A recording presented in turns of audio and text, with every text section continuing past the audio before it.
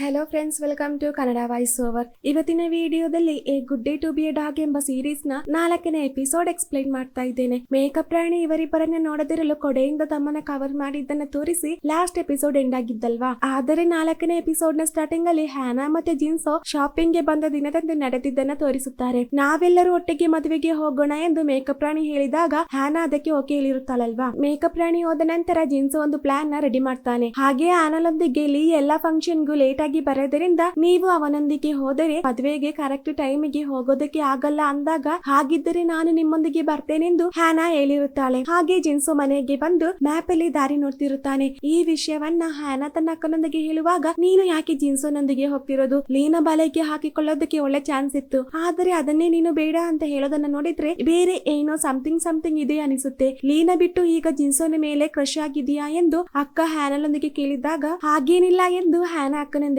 ಹೇಳ್ತಾಳೆ. ಈ ಕಡೆ ಜಿನ್ಸೋ ಕೂಲ್ ಆಗಿ ಡ್ರೈವ್ ಮಾಡಿ ಗರ್ಲ್ ಫ್ರೆಂಡ್ ನ ಹೇಗೆ ಇಂಪ್ರೆಸ್ ಮಾಡೋದು ಅಂತ ವಿಡಿಯೋ ನೋಡ್ತಿರುತ್ತಾನೆ. ಹ್ಯಾನಲೊಂದಿಗೆ ಮಾಸ್ ಆಗಿ ನಾವಿಬ್ಬರು ಕಾರಲ್ಲಿ ಹೋಗೋಣ ಅಂತ ಹೇಳಿರುತ್ತಾನೆ. ಆದರೆ ನಮ್ಮ ಜಿನ್ಸೋಗೆ ಕರೆಕ್ಟ್ ಆಗಿ ಡ್ರೈವ್ ಮಾಡೋದಕ್ಕೆ ಬರೋದಿಲ್ಲ. ಅಲ್ಲಿಂದ ಸೀನ್ ಕಟ್ ಆಗಿ ಲೀ ದಿನನಿತ್ಯದ ಹಾಗೆ ಬೇರೆ ಎಲ್ಲೋ ಸ್ಟೇ ಆಗಿರೋದನ್ನ ತೋರಿಸಿ ಕಟ್ ಮಾಡಿದ್ರೆ ಮಾರನೇ ದಿನ ಮದುವೆಗೆ ಹೋಗೋದಕ್ಕೆ ಜಿನ್ಸೋ ರೆಡಿ ಆಗ್ತಿರೋದನ್ನ ತೋರಿಸುತ್ತಾರೆ. ಯಾವ ಡ್ರೆಸ್ ಹಾಕಬೇಕೆಂದು ಅವನಿಗೆ ಕನ್ಫ್ಯೂಷನ್ ಆಗ್ತಿರುತ್ತೆ. ಕೊನೆಗೆ ಹೇಗೋ ರೆಡಿಯಾಗಿ ಅವಳನ್ನ ಪಿಕ್ ಮಾಡೋದಕ್ಕೆ ಬರ್ತಾನೆ. ಈ ಕಡೆ ಮೇಕಪ್ ರಾಣಿ ಹ್ಯಾನಲನ್ನ ಪಿಕ್ ಮಾಡೋದಕ್ಕೆ ನಿಂತಿರೋದನ್ನ ತೋರಿಸುತ್ತಾರೆ. ಹ್ಯಾನಾ ಬರದಿರೋದನ್ನ ಕಂಡು ಅವಳನ್ನ ಹುಡುಕುತ್ತಾ ನಮ್ಮ ಮೇಕಪ್ ರಾಣಿ ಬರ್ತಾಳೆ. ಸೇಮ್ ಟೈಮ್, ಸರ್ ಇವತ್ತು ನೋಡೋದಕ್ಕೆ ತುಂಬಾ ಹ್ಯಾಂಡ್ಸಮ್ ಆಗಿದ್ದೀರಾ ಎಂದು ಹ್ಯಾನಾ ಹೇಳುತ್ತಿರುವಾಗ ಮೇಕಪ್ ರಾಣಿ ಬರೋದನ್ನ ಜಿನ್ಸೋ ನೋಡಿ ಬೇಗ ಕೊಡೆ ಓಪನ್ ಮಾಡಿ ನಿಲ್ಲೋದನ್ನ ತೋರಿಸಿ ಕಟ್ ಮಾಡಿದ್ರೆ ಇವರಿಬ್ಬರು ಒಟ್ಟಿಗೆ ಮದುವೆಗೆ ಹೋಗೋದನ್ನ ತೋರಿಸುತ್ತಾರೆ. ಹ್ಯಾನಾ ಅವನೊಂದಿಗೆ ಕೂಲ್ ಆಗಿ ಮಾತನಾಡುತ್ತಿರುವಾಗ ನಮ್ಮ ಜಿನ್ಸೋಗೆ ಟೆನ್ಷನ್ ಆಗಿ ಅವಳೊಂದಿಗೆ ಮಾತನಾಡೋದಕ್ಕೆ ಆಗ್ತಿರೋದಿಲ್ಲ. ಅದೇ ಸಮಯ ಓಯಲ್ ಜಿನ್ಸೋಗೆ ಫೋನ್ ಮಾಡ್ತಾನೆ. ಅಂಕಲ್ ನೊಂದಿಗೆ ಹ್ಯಾನಾ ಇದ್ದಾಳೆಂದು ಗೊತ್ತಾದ ತಕ್ಷಣ, ಮಿಸ್ ಬೇಗ ನೀವು ಕಾರಿಂದ ಇಳಿಯಿರಿ. ಅಂಕಲ್ ಗೆ 3 ತಿಂಗಳ ಹಿಂದೆ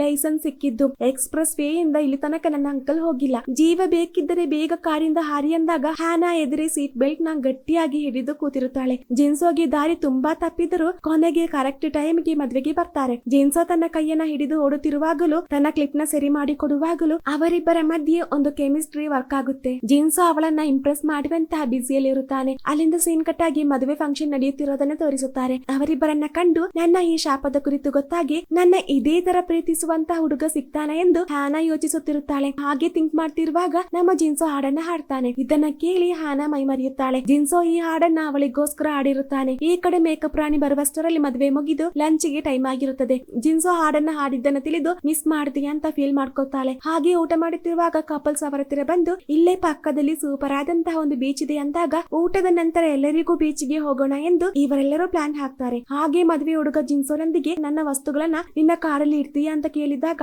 ಓಕೆ ಹೇಳಿ ಜಿನ್ಸೋ ಅದನ್ನ ತನ್ನ ಕಾರಲ್ಲಿ ಇಡೋದಕ್ಕೆ ಹೋಗುತ್ತಿರೋದನ್ನ ಕಂಡಂತಹ ಮೇಕಪ್ ರಾಣಿ ಬೇಕಂತಾನೆ ಅವನೊಂದಿಗೆ ಹೋಗ್ತಾಳೆ. ಹ್ಯಾನಲಿನೊಂದಿಗೆ ಬೀಚ್ ಗೆ ಹೋಗುತ್ತಿರೋದರ ಕುರಿತು ಜಿನ್ಸೋಗೆ ಟೆನ್ಷನ್ ಆಗ್ತಿರುತ್ತದೆ. ಹಾಗೆ ಮೇಕಪ್ ರಾಣಿಯೊಂದಿಗೆ ನಿಮ್ಮನ್ನ ಡ್ರಾಪ್ ಮಾಡಿ ನನಗೆ ಬೇಗ ರಿಟರ್ನ್ ಬರಬೇಕೆಂದು ಹೇಳಿ ಜಿನ್ಸೋ ಹೋಗ್ತಾನೆ. ಮೇಕಪ್ ರಾಣಿ ಜಿನ್ಸೋನ ಫೋರ್ಸ್ ಮಾಡಿ ಕರೆದುಕೊಂಡು ಹೋದಂತಹ ವಿಷಯ ಫ್ರೆಂಡ್ ಇವರೊಂದಿಗೆ ಹೇಳಿದಾಗ, ಹಾಗಿದ್ದರೆ ಬೀಚ್ ಗೆ ಹೋಗುವಾಗ ಅವರಿರೋದಿಲ್ಲ ಎಂದು ಇವರೆಲ್ಲರೂ ಹೇಳ್ತಿರುತ್ತಾರೆ. ಈ ಕಡೆ ಅವರಿಬ್ಬರನ್ನ ತೋರಿಸುತ್ತಾರೆ. ಮೇಕಪ್ ರಾಣಿಗೆ ಜಿನ್ಸೋನ ಮುಖ ಸಹ ಸರಿಯಾಗಿ ನೋಡೋದಕ್ಕೆ ಆಗ್ತಿರೋದಿಲ್ಲ. ಇದರ ಮಧ್ಯೆ ದಾರಿ ಬೇರೆ ತಪ್ಪುತ್ತೆ.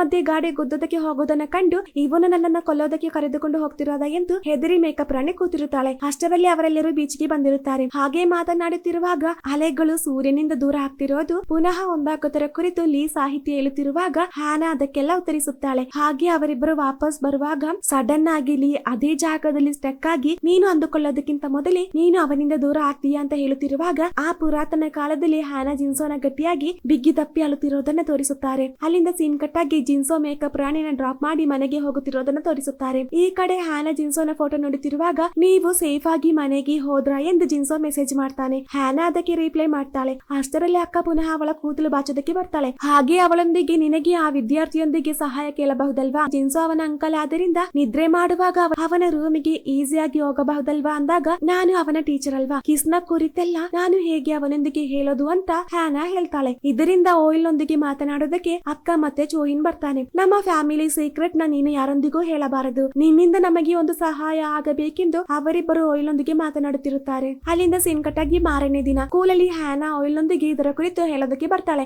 ಆಗ ಅವನು ಅವಳೊಂದಿಗೆ, ಮಿಸ್ ನೀವು ಅಂಕಲ್ ಗೆ ಕಿಸ್ ಕೊಟ್ರಾ? ಹಾಗಿದ್ದರೆ ನೀವಿಬ್ಬರು ಲವ್ ಮಾಡ್ತಿದ್ರಾ ಅಂತ ಓಯಿಲ್ ಅವಳೊಂದಿಗೆ ಕೇಳಿದಾಗ, ಹಾಗಲ್ಲ ಕಣೋ, ಮಿಸ್ ಆಗಿ ಕಿಸ್ ಕೊಟ್ಟಿದ್ದು. ಈ ಶಾಪ ನನ್ನ ಬಿಟ್ಟು ಹೋಗಬೇಕೆಂದರೆ ನಾನು ಪಪ್ಪಿ ಆಗಿರುವಾಗಲೇ ಜಿನ್ಸೋನ ಮತ್ತೆ ಮತ್ತೊಮ್ಮೆ ಕಿಸ್ ಮಾಡಬೇಕೆಂದು ಹಾನಾ ಹೇಳಿದಾಗ, ಹಾಗಿದ್ದರೆ ಸರಿ, ನಮಗೆ ಇವತ್ತು ರಾತ್ರಿನೇ ಅದು ಸರಿ ಮಾಡೋಣ ಎಂದು ಹೇಳಿ, ಸರಿ ಆದ ಮೇಲೆ ಇನ್ಯಾವತ್ತು ನೀವು ಡಾಗ್ ಆಗಲ್ವಾ ಅಂತ ಕೇಳಿದಾಗ, ನಾನು ಒಬ್ಬ ವ್ಯಕ್ತಿಯೊಂದಿಗೆ ಡೇಟ್ ಮಾಡಿದರೆ ಪುನಃ ಇದೇ ತರ ನನಗೆ ಆಗುತ್ತೆ. ಇದು ಗೊತ್ತಾದರೆ ಯಾರು ಕೂಡ ನನ್ನನ್ನ ಲವ್ ಮಾಡಲ್ಲ ಅಂತ ಹೇಳೋದನ್ನ ಕೇಳಿ, ನನಗೇನು ಪ್ರಾಬ್ಲಮ್ ಇಲ್ಲಪ್ಪ ಅಂತ ಹೇಳಿ, ಮಿಸ್ ನೀವು ನನ್ನ ಅಂಕಲ್ ನೊಂದಿಗೆ ಡೇಟ್ ಮಾಡಿ ಅಂತ ಓಯುಲ್ ಹೇಳ್ತಾನೆ. ಹಾಗೆ ಅವತ್ತಿನ ದಿನ ರಾತ್ರಿ ಜಿನ್ಸೋ ಟೈಮ್ ಆದ್ರೆ ನಿದ್ರೆ ಮಾಡಿರೋದಿಲ್ಲ. ಓಯುಲ್ ಆಗಾಗ ರೂಮ್ಗೆ ಬಂದು ನಿದ್ರೆ ಮಾಡಿ ಅಂತ ಹೇಳ್ತಿರುತ್ತಾನೆ. ಓಯುಲ್ ನ ಕಾಟ ಸಹಿಸೋದಕ್ಕೆ ಆಗದೆ ಜಿನ್ಸೋ ನಿದ್ರೆ ಮಾಡ್ತಾನೆ. ಅಷ್ಟರಲ್ಲಿ ಓಯುಲ್ ಬೇಗ ಅವರಿಗೆ ಫೋನ್ ಮಾಡ್ತಾನೆ. ಹಾಗೆ ಅಕ್ಕ ಮತ್ತೆ ಚೋಹಿನ್ ಅವರ ಮನೆಗೆ ಬರ್ತಾರೆ. ಮನುಷ್ಯಲಾಗುವಾಗ ಧರಿಸೋದಕ್ಕಿರುವಂತಹ ಡ್ರೆಸ್ ಮತ್ತಿತರ ವಸ್ತುಗಳನ್ನ ಸೆಟ್ ಮಾಡಿ ಅವರಿಬ್ಬರು ಬಂದಿರುತ್ತಾರೆ. ಹಾಗೆ ಪಪ್ಪಿನ ಜಿನ್ಸೋನ ರೂಮ್ ಅಲ್ಲಿ ಬಿಟ್ಟು ಬರ್ತಾರೆ. ಹಾಗೆ ಪಪ್ಪಿ ಜಿನ್ಸೋನೊಂದಿಗೆ ಹೆದರಬೇಡ ಅಂತ ಹೇಳಿ, ಏನೇ ಆದ್ರೆ ನಾವಿಬ್ಬರು ಇಷ್ಟು ಕ್ಲೋಸ್ ಆಗಿದ್ದು ಈ ಶಾಪದಿಂದ ತಾನೇ ಅಂತ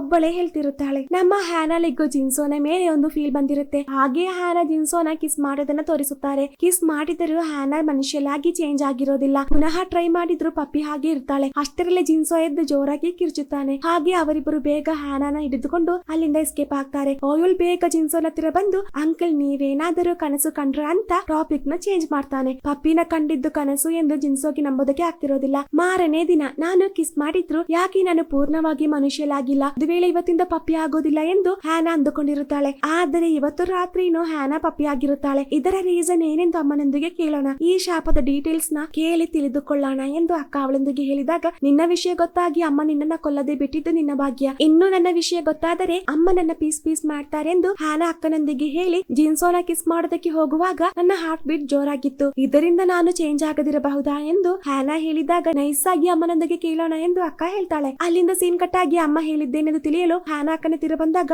ನಿನಗೆ ಅಷ್ಟು ಈಸಿಯಾಗಿ ಇದರಿಂದ ಹೊರಗಡೆ ಬರೋದಕ್ಕೆ ಆಗೋದಿಲ್ಲ. ಜಿನ್ಸೋ ಎಚ್ಚರ ಆಗಿದ್ದಾಗಲೇ ನೀನು ಪಪ್ಪಿಯಾಗಿ ಕಿಸ್ ಮಾಡ್ಬೇಕು. ನಿದ್ರೆ ಮಾಡುವಾಗ ಕಿಸ್ ಮಾಡಿದ್ರೆ ನಿನ್ನ ಹಳೆ ಕಂಡೀಷನ್ ಗೆ ಬರೋದಕ್ಕೆ ಆಗಲ್ಲ ಎಂದು ಅಕ್ಕ ಅವಳೊಂದಿಗೆ ಹೇಳ್ತಾಳೆ. ಯಾವ ಹುಚ್ಚ ಈ ಶಾಪ ಕೊಟ್ಟಿದ್ದೆಂದು ಹ್ಯಾನಾ ಬೈತಿರುತ್ತಾಳೆ. ಅಮ್ಮನಿಗೆ ಡೌಟ್ ಬರದ ಹಾಗೆ ನಾನು ಇದರ ಕುರಿತು ಕೇಳಿದ್ದಾದರೂ ನೀನು ಸ್ವಲ್ಪ ಹುಷಾರಾಗಿರುವಂತ ಅಕ್ಕ ಹ್ಯಾನಾಳೊಂದಿಗೆ ಹೇಳ್ತಾಳೆ. ಇನ್ನೇನು ಮಾಡೋದು ಅಂತ ಗೊತ್ತಿಲ್ಲದ ಟೆನ್ಷನ್ ಅಲ್ಲಿ ಇರುವಾಗ ಈ ಕಾರ್ಯವನ್ನ ಜಿನ್ಸೋನೊಂದಿಗೆ ಹೇಳಿದರೆ ಒಳ್ಳೆಯದು ಅಂತ ಜೋಹಿನ್ ಹೇಳಿದಾಗ, ಇದನ್ನ ಅಕ್ಕ ಒಪ್ಪೋದಿಲ್ಲ. ಅಕ್ಕನ ಬಾಯ್ ಫ್ರೆಂಡ್ ಹಾಗೆ ಈ ರಹಸ್ಯ ತಿಳಿದು ಡಾಗ್ ಆಗುವಾಗ ಅದರ ವಿಡಿಯೋ ಶೂಟ್ ಮಾಡೋದಕ್ಕೆ ಕ್ಯಾಮೆರಾ ಇಟ್ಟಿದ್ದರ ಕುರಿತು ಹ್ಯಾನಾಳೊಂದಿಗೆ ಹೇಳಿ, ಈಗಿನ ಕಾಲದಲ್ಲಿ ಯಾರನ್ನು ನಂಬಬಾರದು, ನಿನಗೆ ಒಂದೇ ಒಂದು ದಾರಿ ಬಾಕಿ ಇರೋದು, ಅದೇನೆಂದರೆ ಜಿನ್ಸೋಗೆ ಡಾಗ್ ನ ಮೇಲಿರುವಂತಹ ಭಯ ನೀನೇ ಹೋಗಲಾಡಿಸಬೇಕು. ನಿಮ್ಮ ಸ್ಕೂಲ್ ಅಲ್ಲಿ ಈ ಸಲ ಟ್ರಿಪ್ ಗೆ ಹೋಗ್ತಿರಲ್ವಾ, ಅದರೊಳಗೆ ಈ ಶಾಪ ಹೋಗಿಲ್ಲ ಅಂದರೆ ನಿನ್ನ ಈ ಸೀಕ್ರೆಟ್ ಸ್ಕೂಲ್ ಅಲ್ಲಿ ಹರಡುತ್ತೆ ಅಂತ ಅಕ್ಕ ಹೇಳ್ತಿರುತ್ತಾಳೆ. ಇದನ್ನೆಲ್ಲ ಆಲೋಚಿಸುತ್ತಾ ಹ್ಯಾನಾ ಲೆಗ್ ಪೀಸ್ ಕಚ್ಚುತ್ತಿರುವಾಗ ಕರೆಕ್ಟ್ ಟೈಮ್ ಅಲ್ಲಿ ಹ್ಯಾನಾ ಪಪ್ಪಿ ಆಗ್ತಾಳೆ. ಮಾರನೇ ದಿನ ಸ್ಕೂಲ್ ಅಲ್ಲಿ ಎಕ್ಸಾಮ್ ಡ್ಯೂಟಿ ನಡೆಯುತ್ತಿರುತ್ತೆ. ಜಿನ್ಸೋ, ಹ್ಯಾನಾ, ಬಾಕಿ ಎಲ್ಲರೂ ಆ ಬಿಸಿಲಿ ಇರುತ್ತಾರೆ. ಹಾಗೆ ಅವರಿಬ್ಬರು ಎಕ್ಸಾಮ್ ಡ್ಯೂಟಿ ಮುಗಿಸಿ ಮನೆಗೆ ಹೋಗೋದಕ್ಕೆ ಬಂದಾಗ ಹ್ಯಾನಾ ಜಿನ್ಸೋನೊಂದಿಗೆ ನಾನು ಕೊಟ್ಟಂತಹ ಈ ಕೀ ಚೈನ್ ಇಂದ ಏನಾದರೂ ಉಪಯೋಗ ಆಯ್ತಾ ಅಂತ ಹೇಳುತ್ತಿರುವ ಅದೇ ಸಮಯ ಪಪ್ಪಿ ಪಕ್ಕದಲ್ಲಿ ಹೋಗುತ್ತಿರೋದನ್ನ ಜಿನ್ಸೋ ಕಂಡು, ಪಪ್ಪಿ ನನ್ನ ಹತ್ತಿರ ಬಂದರೆ ಮಾತ್ರ ನನಗೆ ಈ ಪ್ರಾಬ್ಲಮ್ ಇರೋದು. ಒಂದು ವೇಳೆ ಡಾಗ್ ನಿನ್ನ ಹತ್ತಿರ ಬರುವಾಗ ನಿನಗೆ ಅದನ್ನ ಕ್ಯೂಟ್ ಆಗಿ ಅನಿಸಿರಬಹುದು, ಆದರೆ ಅದೇ ಒಂದು ಹುಲಿ ಬಂದರೆ ನಿನಗೆ ಹೇಗನಿಸುತ್ತೆ, ಅದೇ ಫೀಲ್ ನನಗಿರೋದೆಂದು ಜಿನ್ಸೋ ಹೇಳ್ತಾನೆ. ಜಿನ್ಸೋಗೆ 10 ವಯಸ್ಸಿರುವಾಗ ಈ ಭಯ ಸ್ಟಾರ್ಟ್ ಆಗಿದ್ದು. ಅಲ್ಲಿಂದ ಸೀನ್ ಕಟ್ ಆಗಿ ಭಯ ಹೋಗಲಾಡಿಸೋದಕ್ಕೆ ನನಗೆ ಹೆಲ್ಪ್ ಮಾಡಬೇಕು ಅಂತ ಹ್ಯಾನಾ ಅಕ್ಕಲೊಂದಿಗೆ ಹೇಳುತ್ತಿರುತ್ತಾಳೆ. ಹ್ಯಾನಾ ಪಪ್ಪಿ ಆಗುವಾಗ ಅದರ ಕೂದಲು ಟ್ರಿಮ್ ಮಾಡೋದಕ್ಕೆ ಅಕ್ಕ ಪ್ರಾಕ್ಟೀಸ್ ಮಾಡುತ್ತಿರುವಾಗ ಟ್ರಿಮ್ಮರ್ ಕಟ್ ಆಗಿದ್ದನ್ನ ಕಂಡು ಹ್ಯಾನಾ ಅಲ್ಲಿಂದ ಉಸಿರನ್ನ ಕೈಯಲ್ಲಿ ಹಿಡಿದು ಓಡಿ ಹೋಗುತ್ತಾಳೆ. ಅಲ್ಲಿಂದ ಸೀನ್ ಕಟ್ ಆಗಿ ಮಾರನೇ ದಿನ, ನಿಮ್ಮ ಭಯ ಹೋಗಲಾಡಿಸೋದಕ್ಕೆ ನಾನು ನಿಮಗೆ ಹೆಲ್ಪ್ ಮಾಡ್ತೇನೆ ಎಂದು ಹ್ಯಾನಾ ಜಿನ್ಸೋನೊಂದಿಗೆ ಹೇಳಿ, ಇದಕ್ಕೆ ನಾವು ಮೊದಲು ಹೊರಗಡೆ ಮೀಟ್ ಮಾಡಬೇಕೆಂದು ಹ್ಯಾನಾ ಹೇಳ್ತಾಳೆ. ಹಾಗೆ ಮಾರನೇ ದಿನ ಹ್ಯಾನನ ಮೀಟ್ ಮಾಡೋದಕ್ಕೆ ಜಿನ್ಸೋ ರೆಡಿ ಆದರೂ ಅವನಿಗೆ ಏನೋ ಒಂದು ಭಯ ಕಾಡ್ತಿರುತ್ತೆ. ಅಲ್ಲಿಂದ ಸೀನ್ ಕಟ್ ಆಗಿ ಅವರಿಬ್ಬರು ರೋಡ್ ಅಲ್ಲಿ ನಡೆಯುತ್ತಿರುವಾಗ ಆ ಏರಿಯಾದಲ್ಲಿರುವಂತಹ ಎಲ್ಲಾ ನಾಯಿಗಳು ಅವರ ಹತ್ತಿರ ಬರೋದನ್ನ ಕಂಡು ಜಿನ್ಸೋ ಫ್ಲಾಟ್ ಆಗ್ತಾನೆ. ಇದೆಲ್ಲ ಜಿನ್ಸೋ ಕಂಡಂತಹ ಕನಸಾಗಿರುತ್ತದೆ. ಹಾಗೆ ಧೈರ್ಯ ಮಾಡಿ ಜಿನ್ಸೋ ಹ್ಯಾನಲೊಂದಿಗೆ ಹೋಗ್ತಾನೆ. ಹ್ಯಾನಾ ಜಿನ್ಸೋಗೆ ಪಪ್ಪಿನ ತೋರಿಸಿ ಅದರೊಂದಿಗೆ ಆಟ ಆಡಿಸಿ ಅವರಿಬ್ಬರು ಮಾತನಾಡುತ್ತಿರುವಾಗ